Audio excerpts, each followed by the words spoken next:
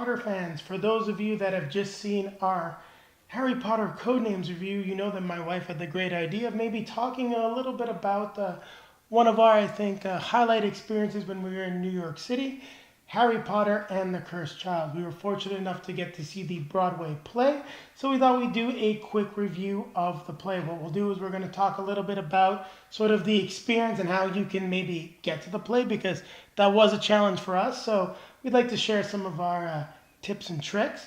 Then I'll talk about the script book itself, and Julie will talk about her thoughts on the play. And then I think what we'll do is we're going to give you guys sort of a score on the story and then a score on the experience, because they're sort of two different things. And the reason why I want to do that is there has been a lot of negative reaction to sort of Harry Potter and the Cursed Child out there, because most people have only read the script book, and the script book and the play, as I think we found out, are two very different things. So I'll let Julie tell you more about the play itself.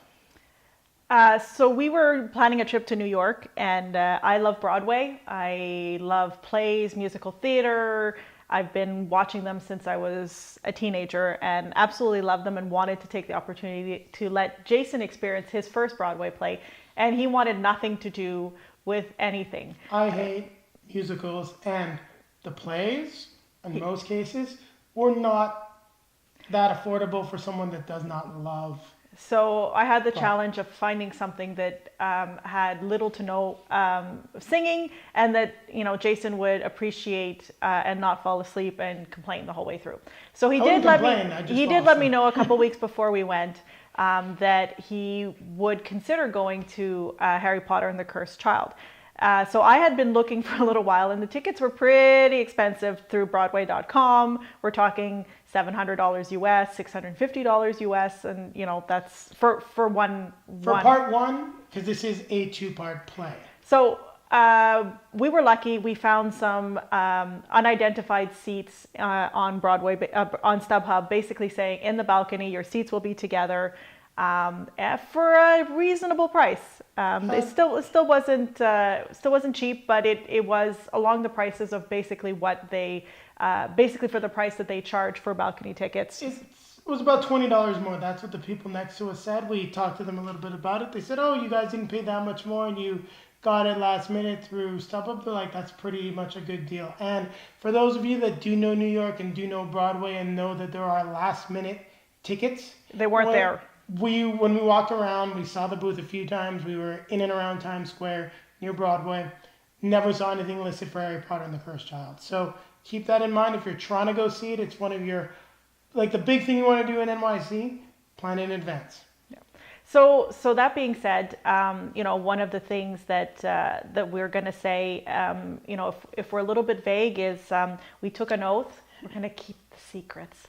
So I think what I'm going to say, and I'm just to give you a general impression of it, is my favorite Broadway experience actually wasn't on Broadway. It was in our local theater. Was for Phantom of the Opera. It absolutely amazed me and awed me. Yes. I just want to say it's not our local theater, but it's in the Montreal theater, the big theater. Yes. Meaning locally, not in New York. And it totally awed me and amazed me, and I left there with a love of Broadway or Broadway type plays. And this experience ranked with that one. I can never take away my first odd experience, my first experience where I was awed and amazed by something, but this one ranked right up there. I've seen a lot since. This one is amazing. So what I'm going to say right now is, if you love Harry Potter, or if you love musicals and plays of that nature, don't hesitate, go see it. That being said, the other thing that's interesting in this is the lyric theater. Yes. So we really enjoyed the theater itself. They do a very good job of making it feel like the wizarding world of Harry Potter. And that's one of the advantages of going to Broadway. Something that if this play is ever just passing through, I'm sure they'll do a good job, but it won't be the same thing as it being in a permanent location. And one thing that we did find out when we went to the Lyric Theater is they are planning on opening this in other areas of the world. I think Germany and Australia are on the list. So if you're fans from those regions, I don't know if we have any fans from those regions. Hopefully we do, and you find this. Well, it's coming. It's coming to you. Yeah, so the other thing so the wallpaper, the carpets, even the concession stands, these are not your typical play snacks, and I'm not gonna give anything for that either. I think that's part of the experience, but it's definitely Harry Potter world type snacks. And the one thing that I do want to highlight is if you want one of the collectible cups, just buy a soda. Bought a beer, asked them to put in the collectible cup. It cost me an extra $4. Bought my lovely wife a soda. It was free. That was a little bit unpleasant because it didn't make much sense to me. And they're also a little quick on the draw. You ask them for it, it's already in the cup before you can say, wait, no, never mind.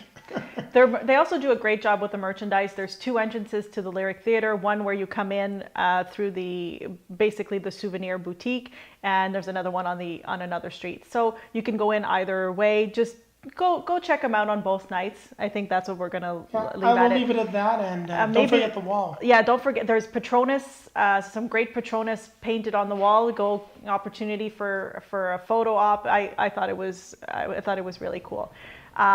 So besides that, I'm going to let you talk a little bit about what amazed you a little bit about the play. There are some things in it that you thought were very well done. So I want to say I really did enjoy the Broadway experience. I really liked the play itself. Now, I'd read the script book before, so I'll talk a little bit about the book itself.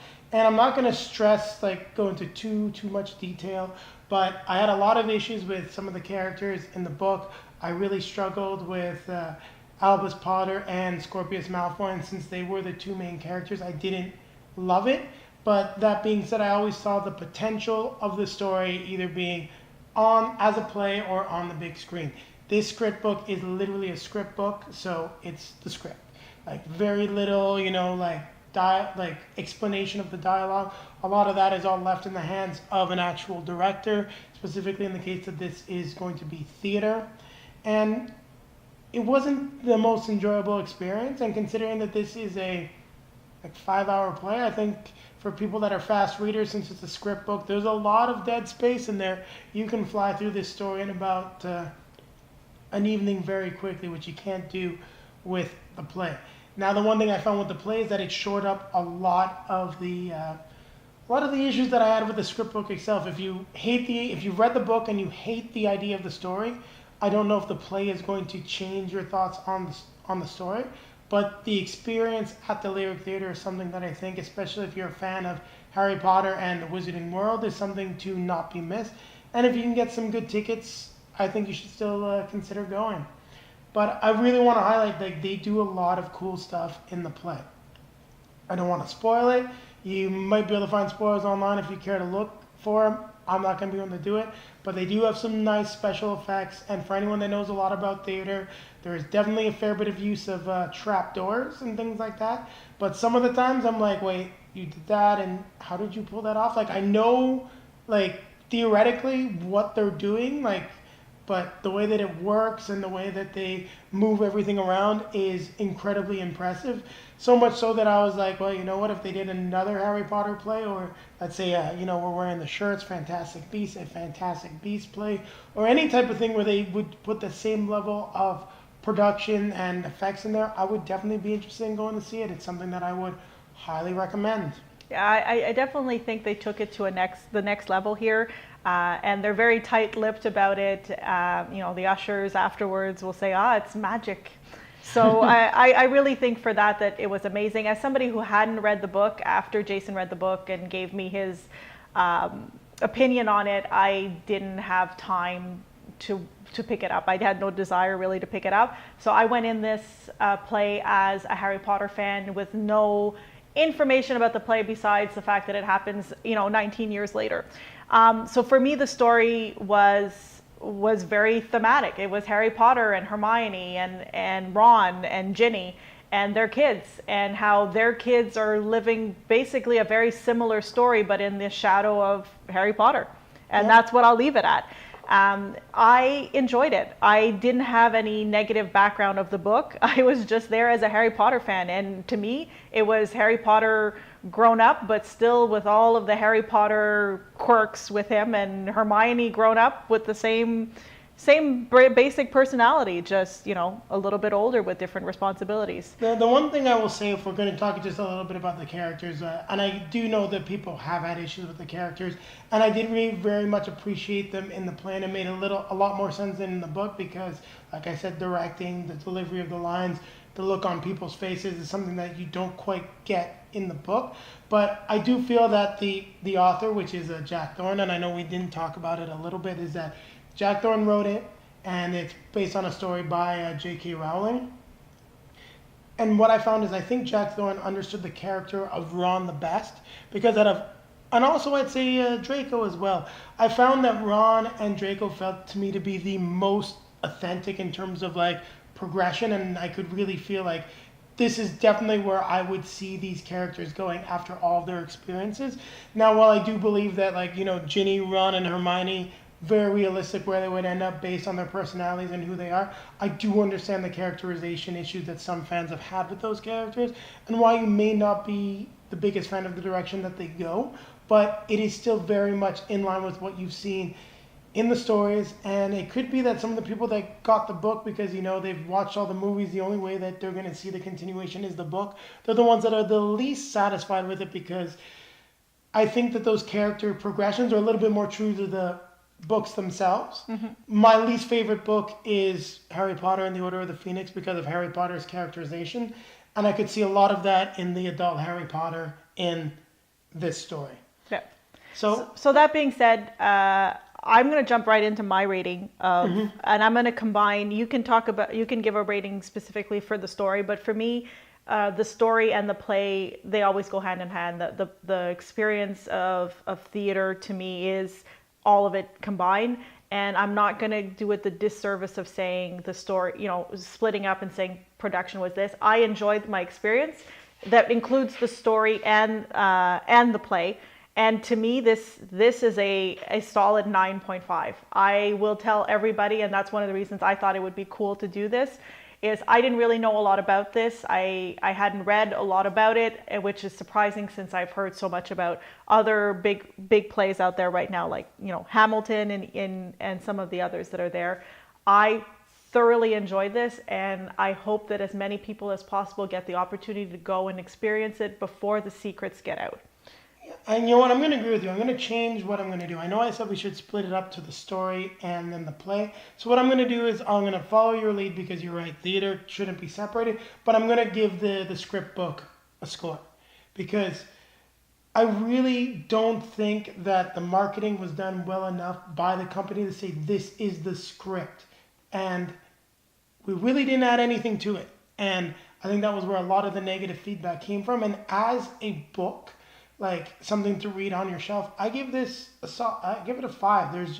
There's not enough in there for this book. However, if you've seen the play and you want to be able to sort of re-experience the story after having seen it, you know, perform, I think you're going to enjoy this a lot more, and this will be more like something on your shelf that's going to be like a 7 and an 8, because you're not going to be getting everything completely sort of without a lot of the context. Now, the play experience being my first on Broadway, I gotta agree with Julie, this was a 9.5. It was the best thing that we did throughout the entire trip. There is so much work that they put into the lyric theater itself, the ushers, the experience, and I could tell that like pretty much everyone that was working in the theater was like a Potter fan. Mm-hmm. I think my biggest critique of some of the stuff that they had at the lyric theater was not enough merch, because there was some cool stuff that I liked, and I was like, man, I really want this, and I'm not spoiling anything. I want this, but I don't want it on that $30 t-shirt. I don't want it. I want this, but I'd rather it like on something else that I'd be more interested in wearing. So there's some really cool stuff, but the merch is a little bit basic, and I think the coolest thing that they had just wasn't all that affordable, unfortunately. Yeah. So that's it. I think I hope you got from this that we really enjoyed the experience, and we hope that you get the opportunity to try it. If you have seen it and agree with us, comment. Like if you hear our recommendation and you do end up going to see it, please let us know. I'd like to know that I at least helped one person discover this. I loved it so much. I just want to pass that love on to somebody else. Yeah. So on that note. And don't forget, you're going to be seeing links to our other videos above. For those of you that just watch Harry Potter Codenames, I know we forgot to mention it. We had a very insistent doggy that wanted some attention, so we wanted to get that wrapped up nicely for you. And as always here on Dice and Dragons, we're going to grab our drink. I know we didn't do it in the beginning because this is a new kind of review for us. Grab our best friend, and I would say keep enjoying the wizarding world. Mm-hmm. This was amazing. I'm wondering, so do you think they should do another play, or could they take this and maybe expand it into 3 movies? Nah, it should stay a play. Don't make it a movie. We're going to lose too much. You know what? I would love to see it as a movie, but not the same thing. But because there's those couple years that they, sort of gloss over, it's just Albus goes to school, Albus comes home.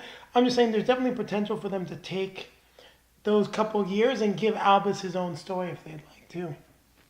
Leave it on Broadway.